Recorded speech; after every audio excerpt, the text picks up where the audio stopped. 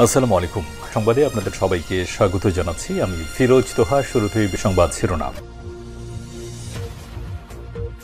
বাংলাদেশের সর্বশেষ গুরুত্বপূর্ণ আপডেট সংবাদে আপনাকে স্বাগত। শুরুতেই সংবাদ শিরোনাম, পরে বিস্তারিত। শুরুতেই জানাবো, ভারতে ভেঙে দেয়া হচ্ছে মুসলমানদের বাড়িঘর।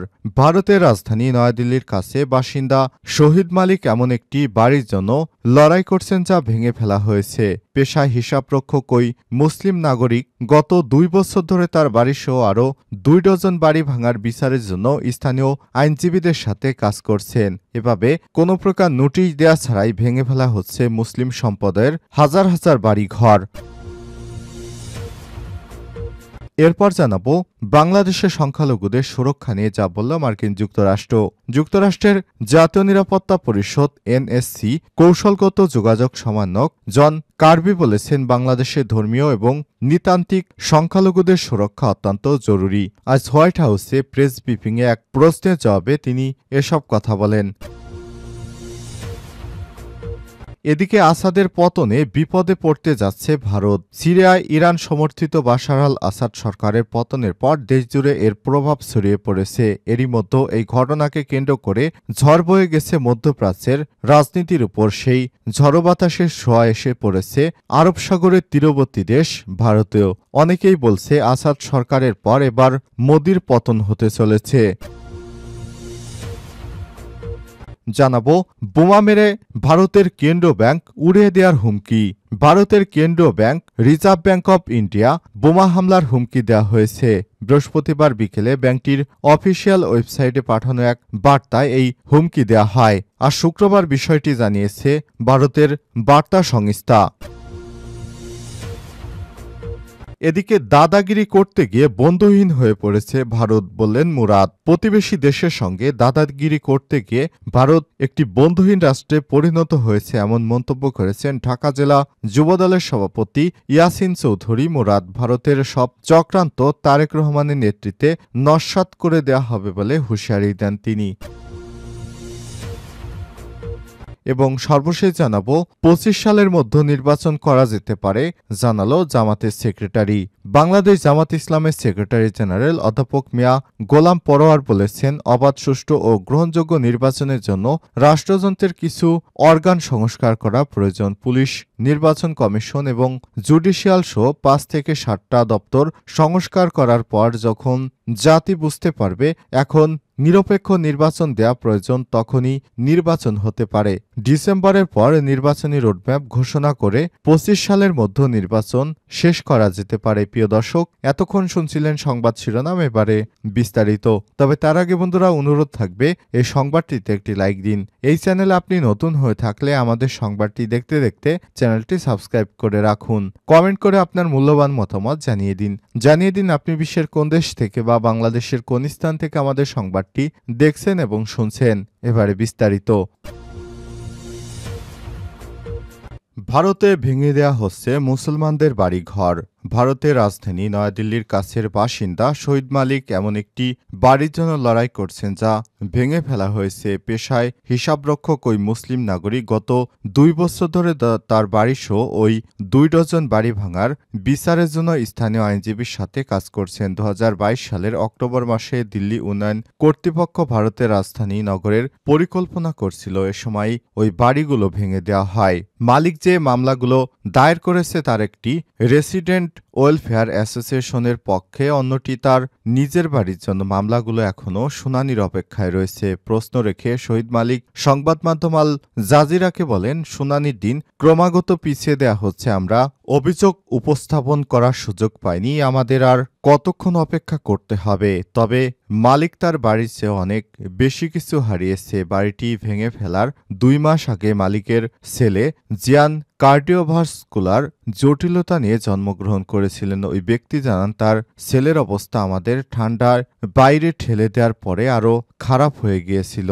সেদিন সন্ধ্যায় ওই বাড়িটি ভেঙে ফেলা হয়। সেদিন শিশুটি ঘন্টার পর ঘন্টা ক্রমাগত কান্নাকাটি করলে মালিক ডাক্তারের কাছে নিয়ে যান। পরে 6 দিন শিশু জিয়ানকে এক হাসপাতাল থেকে অন্য হাসপাতালে স্থানান্তরিত করা হয়। সর্বশেষ all India institute of medical science নয়াদিল্লিতে পেডিয়াট্রিক ইনসেন্টিভ কেয়ার ইউনিটে তাকে ভেন্টিলেটরে রাখা হয়। অক্টোবরে এক শীতের সকালে বাবা মা দেখেন জিয়ানের শরীর নীল হয়ে গেছে। যখন শিশুটি শ্বাস নিতে কষ্ট হচ্ছিল সে পৃথিবী ছেড়ে চলে যায়। মালিক বলেন, চিকিৎসকেরা আমাদেরকে বলেছিলেন ধুলোর সংস্পর্শে আসায় তার শ্বাস নেওয়া আরও কঠিন হয়ে উঠেছে। যখনই জিয়ানের কথা ভাবি আমি এবং আমার স্ত্রী ব্যথায় কাঁপতে থাকি। আমাদের কখনোই নোটিশ দেওয়া হয়নি। বিনা নোটিশে ভারতের সরকার আমাদের বাড়িটি ভেঙে ফেলেছে, আমাদের ছেলে দুটোই চুরি করেছে। মালিকের মতো সম্প্রতি বছরগুলোতে শত শত ভারতীয় মুসলমানদের কোনো নোটিশ ছাড়াই তাদের ঘরবাড়ি ভেঙে ফেলা হয়েছে। প্রায় নগর কর্তৃপক্ষ নগর উন্নয়ন, সৌন্দর্যায়ন, ড্রাইভ বা অবৈধ দখল সাফ করার কথা বলা ঘরবাড়ি ভেঙে দেওয়া হচ্ছে। অনেক ক্ষেত্রে প্রধানমন্ত্রী নরেন্দ্র মোদীর দল বিজেপি শাসিত রাজ্যগুলো দলটির আলোচকদের বিরুদ্ধে শাস্তিমূলক ব্যবস্থা হিসেবে সরকার প্রকাশ্যেই এমন ধ্বংসের কথা বলছেন নেতারা। বাংলাদেশে সংখ্যালঘুদের সুরক্ষা নিয়ে যা বলল মার্কিন যুক্তরাষ্ট্র।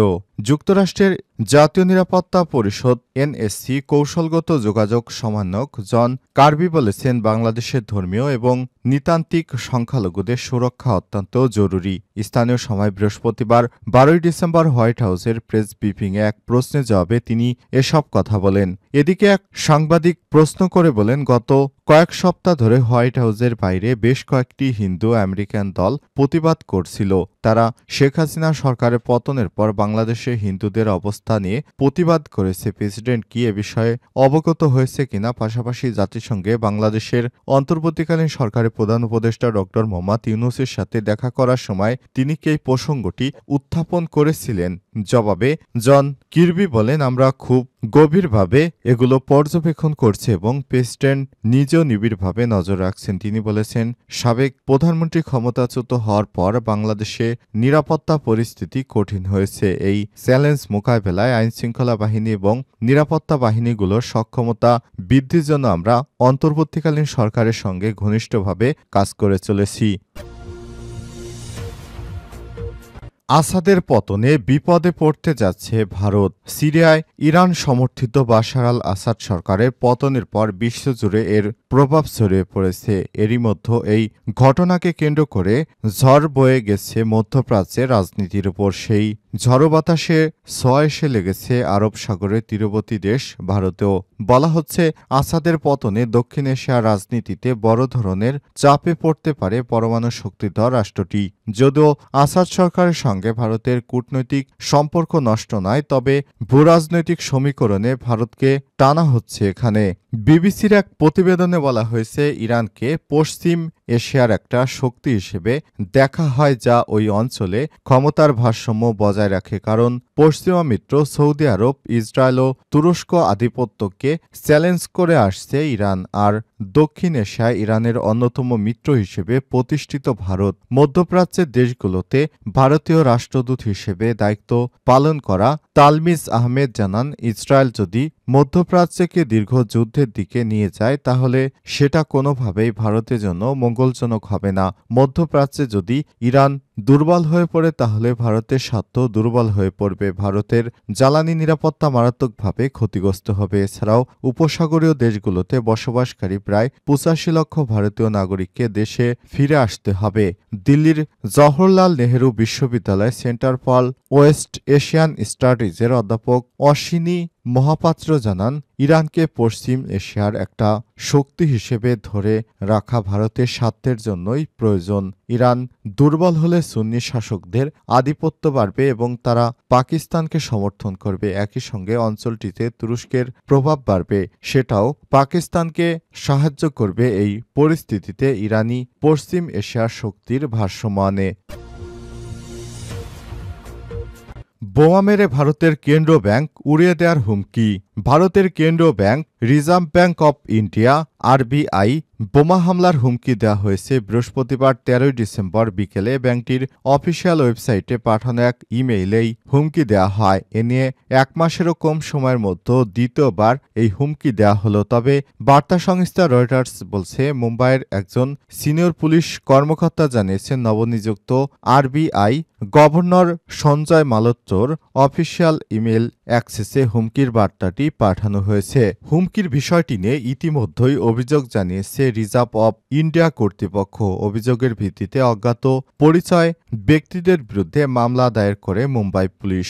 পুলিশ ইতিমধ্যেই ঘটনার তদন্ত শুরু করেছে। এর আগে গত 16 নভেম্বর আরবিআই কাস্টমার কেয়ার ডিপার্টমেন্টে বোমা হামলার হুমকি দেওয়া হয়। পুলিশের উদ্ধৃতি দিয়ে হিন্দুস্তান টাইমস জানিয়েছে, হুমকি এবং এই সংবলিত ইমেলটি ভাষায় লেখা রয়েছে। হুমকিদাতা ভিপিএন ব্যবহার করে মেইলটি পাঠিয়েছে। এতে লেখা ছিল, ব্যাংকটি বোমা মেরে উড়িয়ে দেওয়া হবে। চলতি বছরে ভারতের স্কুল, রেলওয়ে স্টেশন, বিমানবন্দর ও বিমানে শত শত বোমা হামলার হুমকি দেওয়া হয়েছে। তবে পরে এসব বেশিরভাগই ভুয়া বলে প্রমাণিত হয়েছে। সোমবারেও অন্তত 40টি স্কুলে ইমেইলের মাধ্যমে বোমা হামলার হুমকি দেওয়া হয়েছে। এতে আতঙ্কিত হয়ে পড়ছে শিক্ষার্থী এবং অভিভাবকরা। এর আগে তাজমহলে 3 ডিসেম্বর বোমা মেরে উড়িয়ে দেওয়ার হুমকি দেওয়া হয়েছিল।